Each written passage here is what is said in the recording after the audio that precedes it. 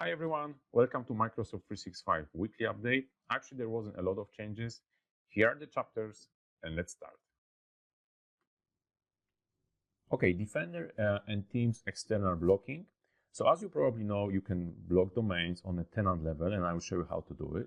But now we can also block it for Teams. So after we add the block entry for the domain in Teams, all your Teams communication from that organization is blocked.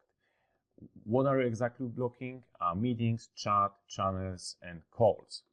And let me show you where is this setting. So we actually want to go to our admin center and to security. So we can go directly by security.microsoft.com. We want to go to email and collaboration, policies and rules, thread policies. And probably if you've been doing this before, you know, we go to tenant allow block list. And we're blocking here domains on the tenant level, right?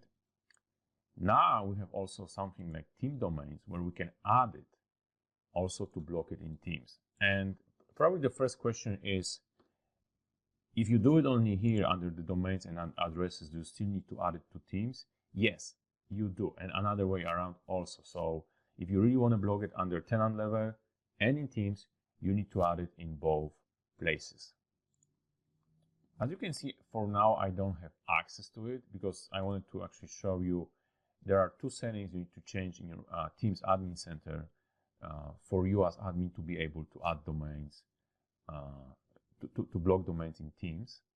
So let's open Teams admin center, and actually where we want to go is to users, external users. And we are interested in two settings here. So the first one is here, and probably it's going to be already set up for you, but the one we have to turn on, the one we have to enable actually is the one here.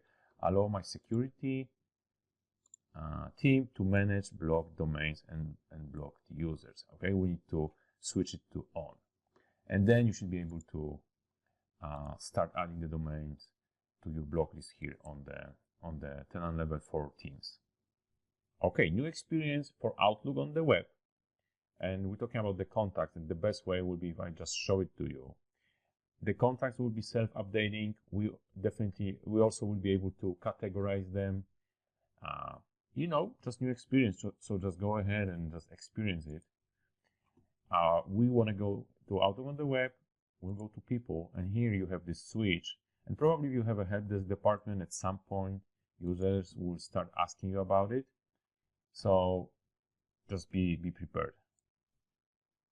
SharePoint Analytics, and this one is probably important, especially if your users are working with OneNote. So actually what it is, Microsoft is updating SharePoint site analytics so that activity from OneNote notebooks stored in SharePoint now counts in unique viewers and site visits. Let me show you.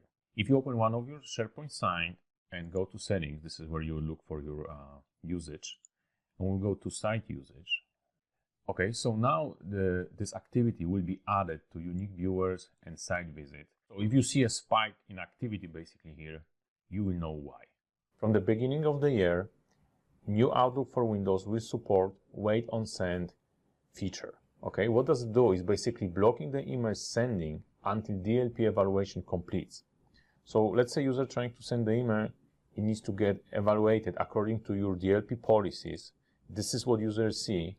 Of course, you can. There are different settings. You may allow a user to send the email anyway, or he have to wait for evaluation. In the meantime, he can do other things. He can work with Outlook. Probably I will create a separate video that will show how to set it up. I would say there are two steps, but it's a little bit more complex. First of all, this feature is disabled, so you don't have to worry. If you want to start using this in your organization, you have to enable it first, and then actually set up the right DLP policy in the Purview portal, and then it's basically will be working for your users.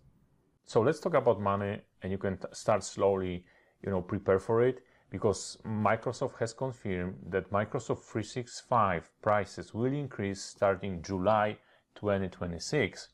And this is a tough one because in the end, it's a good deal for us. We will get a lot of additional security features, which normally would cost us between $2 and $4, but you don't really have a choice between you want to do it or you don't want to do it. You have to pay more for your license. So Let's take a look at the prices first. Let's see what is really changing. The good news for Business Premium and few more licenses, and I know a lot of companies, small organizations, small to medium organization is using Business Premium, so nothing is really changing here. The changes with price is coming mainly for E3 and E5, and usually it's around $3.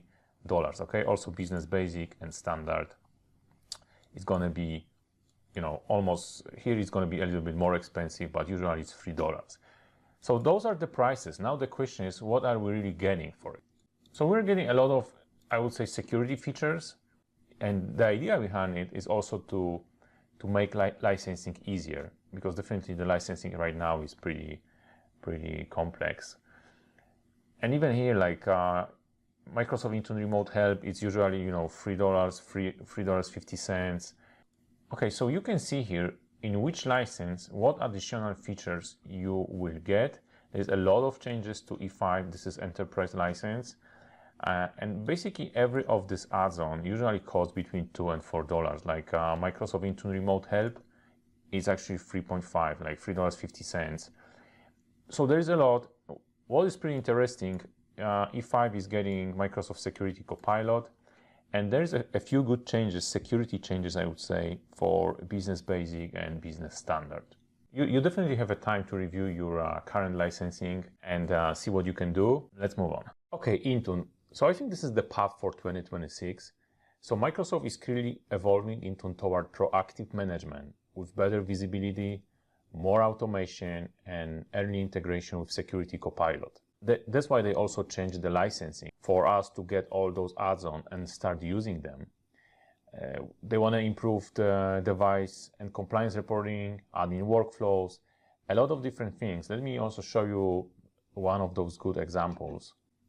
So maybe you have been already using it. If you go to your Intune portal, we want to go to tenant administration, and there is a preview of it. You probably have seen it already for quite some time, admin task. So I don't think that the Microsoft want to make it something like single pane of glass, but definitely they want us to have a single view, and what we'll be able to see it here, or maybe you already are able to see it in your organization. It's going to be centralized location for endpoint privilege management, file evasion requests, Defender for endpoint security task, and also if you have multi-admin approval request, you will all see it in this one place. Basically here you will see it, you will all see it here in this one place under admin task, and will be able to manage it. All right, thank you everyone, and have a great week.